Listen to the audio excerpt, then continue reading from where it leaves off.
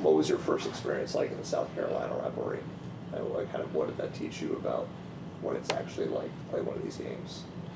Yeah, like coming in as a freshman last year, you just hear a lot of what a lot of people say, and you see a lot of people say stuff about how much it really means. But you never really know until you just kind of get in that environment and just play the game. It's a gritty rivalry. It's got a lot of history, and it means a lot to a lot of people. What was that like, that game?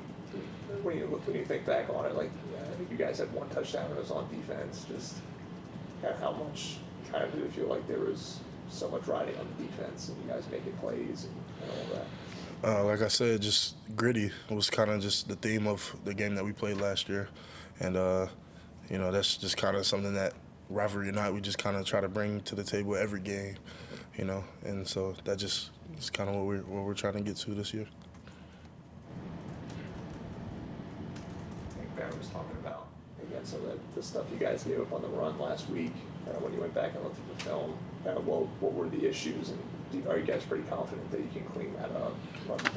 Yeah, all this stuff is fixable. Just just simple assignment stuff. Just eye discipline, just little things that you make mistakes playing football, and that easy stuff to correct. So we've been working on that all week, just trying to be better in that aspect.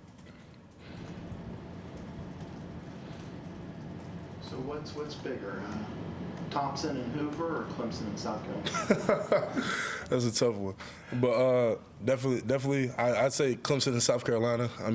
On the stage that you play in college football, it's truly nothing like it. Thompson and Hoover is definitely a close second, but like I said, it's truly nothing like just being able to just play on the college football stage in general. It's just amazing. You grew up in that Alabama rivalry. You grew up. Not liking the folks over at Hoover and playing 4 years and maybe even 5 in that rivalry. Yeah. Did that prepare you for this in some ways, for all that emotion? Yeah, I think a lot of things that I took from my high school years, and rivalry being one of them, big rivalry being one of them, prepared me just for just the mindset just of how to stay focused and locked in and just keep my routine, amongst all the things that are going on outside of what's going on in this building, because you get kind of caught up in the sense of it being a rivalry and a lot of other emotions and stuff like to creep in on you, but just having that maturity and the mindset, just knowing, preparing for this game like any other game, championship game, playoff mindset. Do you have a favorite memory from that rivalry? In high school? Yeah. I had a 5-sack game in the semifinals, so we always ended up playing each other twice most of my years there.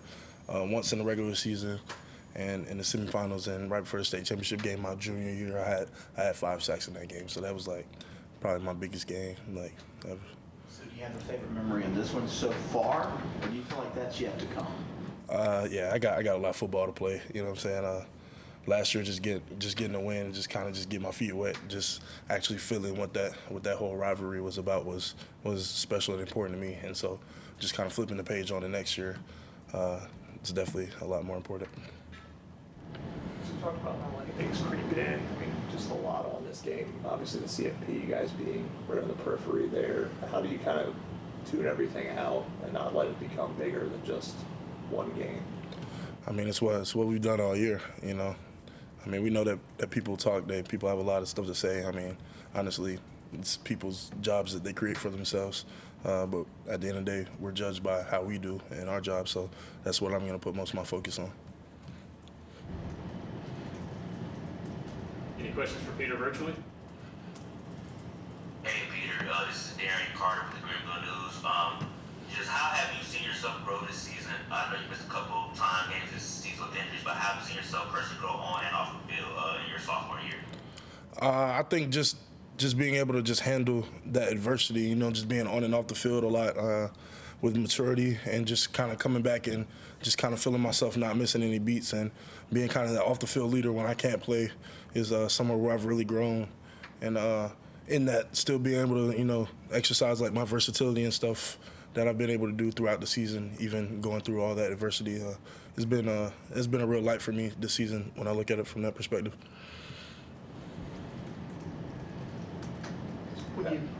Go ahead, my bad. Go ahead. Okay. Barrett was talking about being a trash talker during practice to the offense to kind of get Cade prepared. And he mentioned when he's not here that maybe you'll be one of the people that helps talk trash a little bit. I mean, do you do that now? Or? Yeah, you know, it's real competitive, and a lot of it is like, you know, like me and Barrett and Cade will talk a lot, you know what I'm saying? But it's really all love, just competing and just trying to get each other better, bring the best out of each other. And I see a lot of other guys starting to take on some of those kind of chippy talking rules in practice, just, you know, trying to challenge the guy across from him.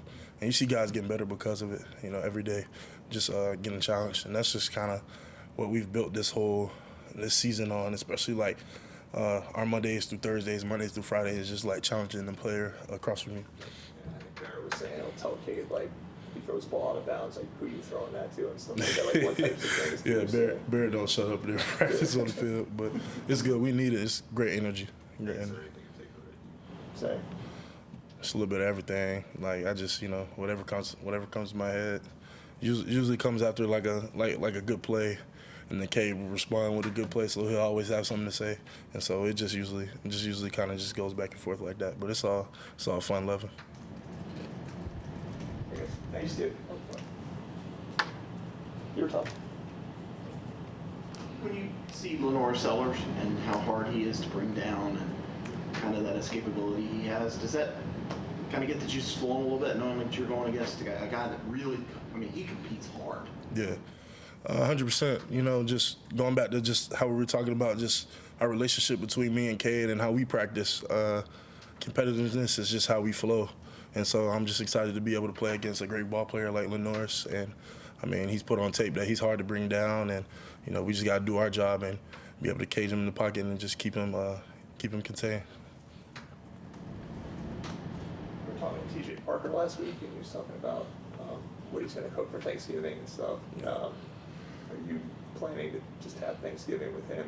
And B, is his food actually as good as he said it is? Yeah, he can do a little something in that kitchen for real. But yeah, I'm gonna be with him for the most part. Him and just some of our family, and so that'll be a good time. You know, not really being able to just get home and stuff. You know, because locked in on the task at hand this week, but still have like that home aspect. It'll be good. And yeah, TJ can cook pretty good. Does he cook every day or kind of? I guess he tries to. It's kind of like a time thing, but in the summer we did a lot of cooking in the summer. We had a lot of time. The most frequent thing he would make would be was a grill. Like what was he making? He was on the grill a lot. Like that was kind of like the thing this summer was like on the grill, back porch, kind of just like throwing some steaks on or whatever. He did good at that, but he's always been able to like cook really well for some reason.